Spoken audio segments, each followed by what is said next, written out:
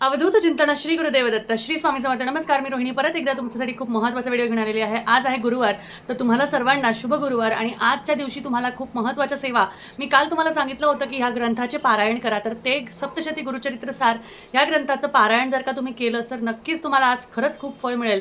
त्याचबरोबर अजून एक माहिती मी तुमच्यासाठी आजच्या व्हिडिओमध्ये घेऊन आली, ती म्हणजे जर का तुमच्याकडे संक्षिप्त गुरुचरित्र असेल तर आज कोणत्याही ग्रंथाचं पारायण केल्यास, म्हणजे अधिक महिन्यातल्या गुरुवारी कोणत्याही ग्रंथाचं जर का तुम्ही पारायण केलं तर नक्कीच तुम्हाला अगदी मोठे ग्रंथ किंवा मोठे पारायण केल्याचं फळ 10 पटीने मिळतं, 100 पटीने मिळतं असं म्हटलं जातं. तर आज ज्यांना कोणाला सप्तशती गुरुचरित्र सार जमणार नसेल त्यांनी संक्षिप्त गुरुचरित्र वाचावं. संक्षिप्त गुरुचरित्र ज्याच्यातले फक्त आणि फक्त 7 अध्याय आहेत, त्या 7 अध्यायाचं तुम्ही केलं तरीही चालेल, काहीही हरकत नाही.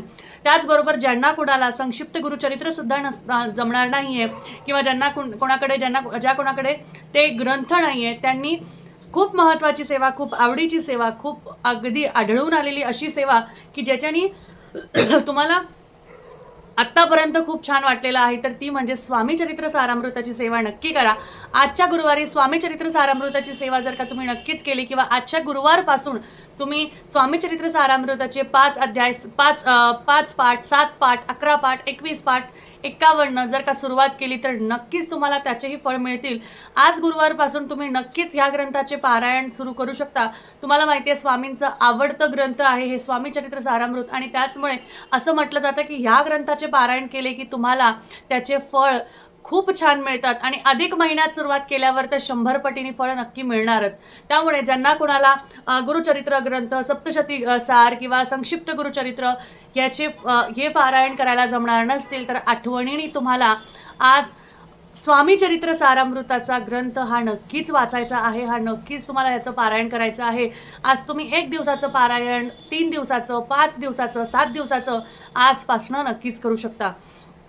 त्यामुळे बघा, या ग्रंथाचे पारायण केल्यास फळ इतके छान मिळते. बऱ्याचशा वेळेस आपल्याला असं वाटतं की अरे नुसतंच वाचायचं, मिळत तर काहीच नाही, भेटत तर काहीच नाही, पण कष्टाला साथ सोडायची नाही, कष्ट कधीच बंद करायचे नाही. ते केल्याशिवाय तुम्हाला फळही मिळणार नाही. त्यामुळे कधीही थकून जाऊ नका, कधीही तुम्ही असा विचार करू नका अरे मी खूप करतो तरीही मला फळ मिळत नाही. पण कधी ना कधी तुमचा तो दिवस येणार आहे, ह्या आशेने, ह्या अपेक्षेने पुढे चालत राहा आणि तुम्ही तुमच्या गोष्टी करत राहा. अशा पद्धतीने मी स्वतः या गोष्टी कायम करत असते. मी स्वतः या गोष्टीमध्ये खूप लॉयल असते.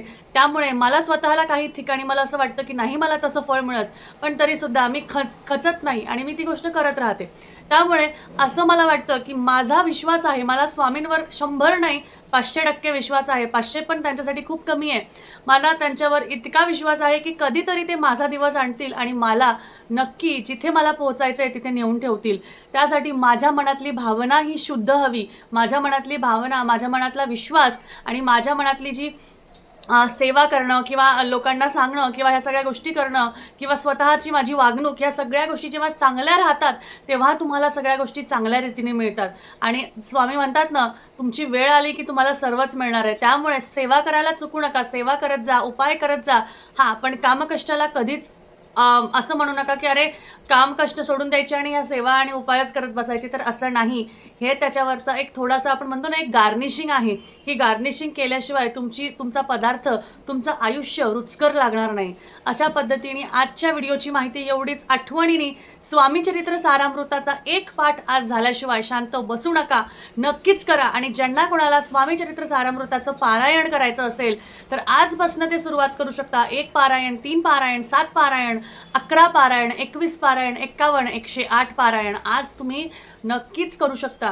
त्यामुळे आवर्जून आज ही सेवा करा. आणि त्याचबरोबर ही सेवा केल्यास फळ नक्कीच तुम्हाला मिळतील. आणि त्याचबरोबर मला असं म्हणायचं आहे, फळासाठी का सेवा करावी, फळासाठी का आपण सेवा करावं, फळ मिळेल म्हणूनच सेवा करायची का, ते कधी कधी आपल्या मनःशांतीसाठी सुद्धा सेवा करावी. त्यामुळे फळ कोणाला नको. बघा, मग मनुष्य प्राणी आहे, मनुष्याला कुठली गोष्ट हवीशी वाटते, पण कधीतरी अशा ह्याच्याने करा की नाही मला छान वाटतं ना म्हणून मी सेवा करणार, मला प्रसन्न वाटतं म्हणून मी सेवा करणार. आणि ते त्या ब्रह्मांडाकडे सोडून द्या, आपोआप तुम्हाला सगळ्या गोष्टी मिळून जातील. तर चला, आजच्या व्हिडिओची माहिती एवढीच. आवडली असेल तर नक्कीच व्हिडिओला लाईक करा, शेअर करा आणि चॅनलला सबस्क्राईब करा. स्वामी चरित्र सारामृताचा अध्याय करायला विसरू नका. परत भेटूया. श्री स्वामी समर्थ.